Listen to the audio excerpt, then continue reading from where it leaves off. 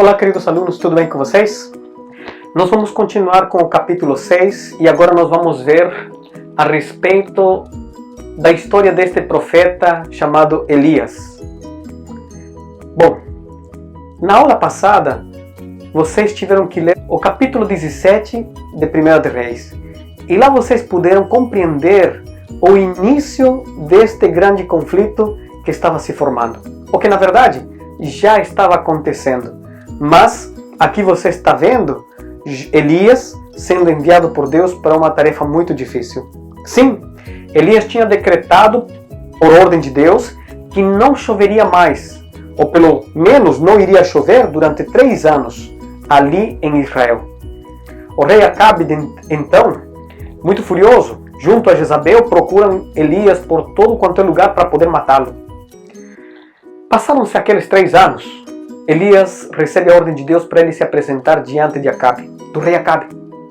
O rei Acabe, ele foi escolhido por Deus para ser rei, porém ele tinha se afastado de Deus tanto que se casou com Jezabel, uma mulher fenícia, a qual Deus não aprovaria. Elias, quando ele se apresenta diante do rei, ele desafia o rei Acabe, dizendo para ele assim: vocês e o teu pai se afastaram de Deus.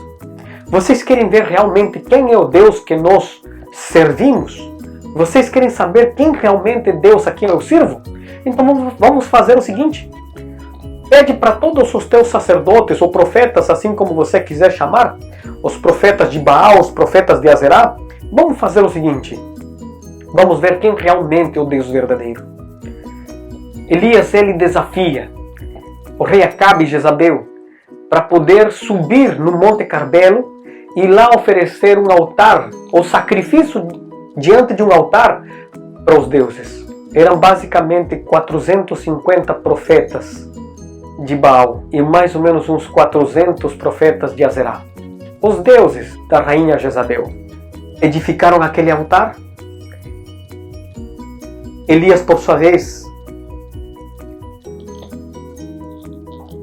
restaurou o altar que tinha sido deixado em ruínas. E agora os profetas de Baal, e de Azerá, eles começam a fazer aquela cerimônia. Eles começam a gritar, começam a dançar, começam a pular, eles começam a fazer um monte de barulho. Eles começam a se lastimar, se cortar, para poder tentar chamar a atenção do seu Deus, os seus deuses.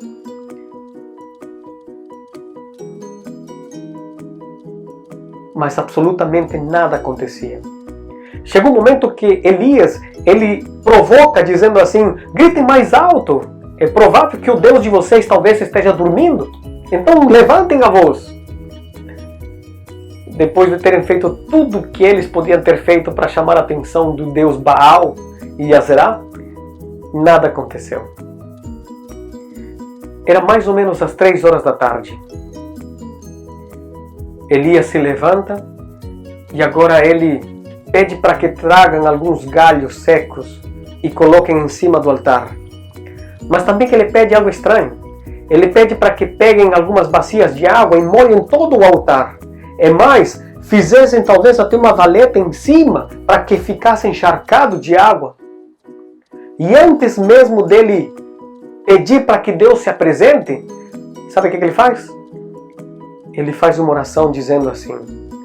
Isto está no capítulo 18 de 1 Reis. Isso aqui é fantástico, meus alunos. Ele faz oração dizendo: Senhor, apenas te peço, responde-me e faz compreender e entender a todas estas pessoas que tu és o Senhor, o único Deus. A Bíblia diz que antes mesmo dele terminar a sua oração, desce fogo do céu e consome todo aquele sacrifício e aquele altar. Aquela água que estava encharcada, ela é lambida pelo fogo e é seca instantaneamente. Sim, Deus, ele se mostra diante de toda aquela multidão. Sabe por quê? Porque Deus é verdadeiro. O Deus Baal, a Deus Azerá, saem derrotados desta batalha, juntos com seus falsos profetas. Depois desta cena, Elias, ele recebe a orientação de Deus, porque logo depois iria chover.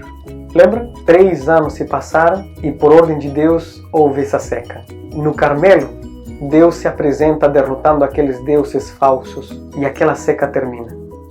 E Deus envia a chuva do céu. Querido aluno, será que hoje nós poderíamos encontrar nesse século XXI que nós estamos vivendo pessoas corajosas assim como Elias, pessoas destemidas que possam dizer que de fato Deus existe, Ele é real e Ele age na vida de cada um de nós? Será que a gente encontraria hoje pessoas corajosas assim como Elias? Certa vez Martin Luther King disse assim: eu não me preocupo com os gritos dos maus, mas eu me preocupo sim com o silêncio dos bons. Quem sabe esta história não está chamando a minha atenção e a tua também, aonde nós devemos de tomar uma postura, aonde nós devemos de tomar uma atitude. Quando as pessoas decidem não acreditar em Deus, nós devemos de respeitar a opinião delas, sim. Mas se porventura existem pessoas que estão zombando o nome de Deus, nós temos que nos posicionar. Nós temos que tomar uma atitude.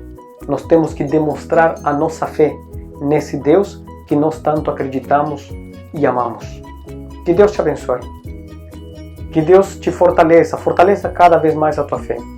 E que a cada dia nós venhamos aprender cada vez mais, através destas histórias, quem realmente é Deus. Tudo bem? Vamos para a atividade do dia então?